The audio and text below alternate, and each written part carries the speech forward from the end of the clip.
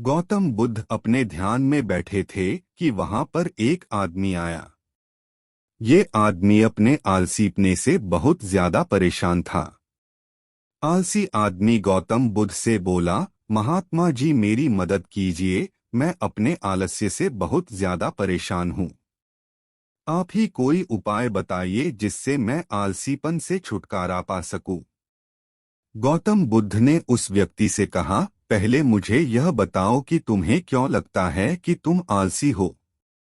आलसी आदमी बोला, सिर्फ मुझे नहीं, मेरे परिवार वालों को और मेरे आसपास के सभी लोगों को ऐसा लगता है कि मैं आलसी हूँ।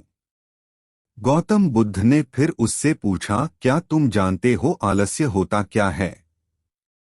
आलसी व्यक्ति बोला, नहीं मैं नहीं जानता, किंतु मैं इतना जरूर जानता हूँ कि आलस्य बहुत बुरी चीज है।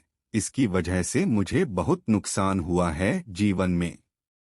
गौतम बुद्ध बोले, जिस परेशानी से तुम छुटकारा पाना चाहते हो पहले उसके बारे में पूरी जानकारी ले लोगे तो उससे छुटकारा पाना आसान हो जाएगा। आलसी व्यक्ति बोला, भगवान इतनी बुद्धि तो मुझ में नहीं है, आप ही मुझे इस समस्या के बारे में जानकारी दीजिए। गौतम बुद्ध बोले, आलस्य एक मानसिक अवस्था है, एक विचार है जिसे जाने अनजाने में हम खुद ही जन्म देते हैं। आलस्य दो मूलभूत कारणों की वजह से ही जन्म लेता है। एक है शारीरिक और दूसरा मानसिक।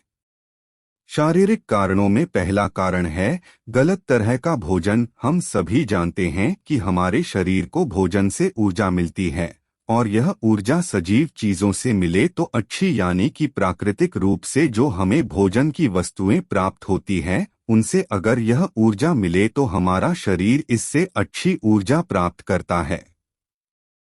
इससे उलट यदि हम निर्जीव वस्तुओं से ऊर्जा प्राप्त करते हैं तो यह हमें आलस्य की ओर लेकर जाती है। दूसरा कारण हमारी शारीरिक गतिविधियां भी हमें आलस्य के चंगुल में फंसा सकती है।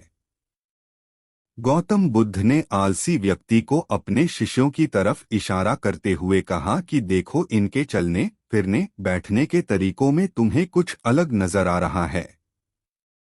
जब आलसी व्यक्ति कुछ समझ नहीं पाया तब गौतम बुद्ध ने उससे कहा, मेरे शिष्य जब भी बैठते हैं तो वे रीढ़ की हड्डी को एकदम सीधा रखते हुए बैठते हैं।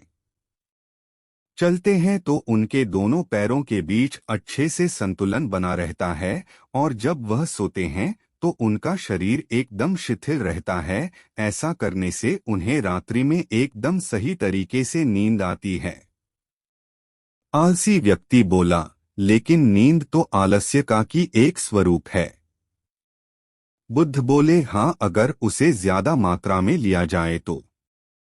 बुद्ध ने इस बात को आगे बढ़ाते हुए कहा, नींद कम मात्रा में लोगे तो तुम्हें अगले दिन थकान महसूस होगी और ऐसा करने से ज्यादा आलस्य शरीर में आएगा।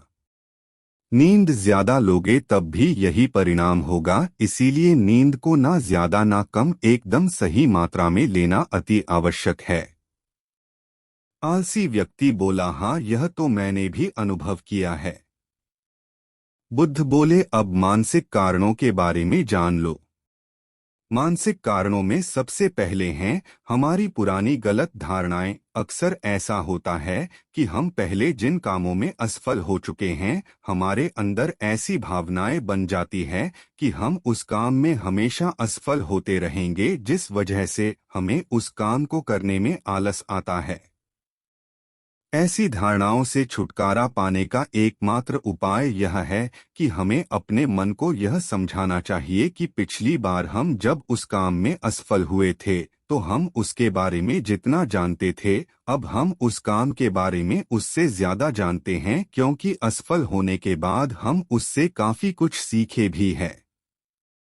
बुद्ध बोले, दूसरा कारण है आलसी और कामचोर लोगों की संगत। कई बार ऐसा होता है कि हम आलसी नहीं होते मगर जिनके साथ हम रहते हैं हम उन जैसे बनने लगते हैं। इससे छुटकारा पाने का उपाय बहुत सरल है, कामचोर और आलसी व्यक्तियों से दूर रहो। ऐसे व्यक्तियों की संगत में रहो जो अपने काम को बड़ी लगन से करते हैं और तुम्हें कुछ सिखा पाए। गौतम बुद्ध ने तीसरा कारण बताते हुए कहा, यह कारण आलस्य के लिए सबसे बड़ा कारण है। काम को कल पर टालते रहना यह कारण इतना शक्तिशाली है कि किसी भी व्यक्ति को बर्बाद कर सकता है। इससे बचने का सबसे आसान उपाय यह है कि जो काम जितनी जल्दी संभव हो उतनी जल्दी कर दिया जाए।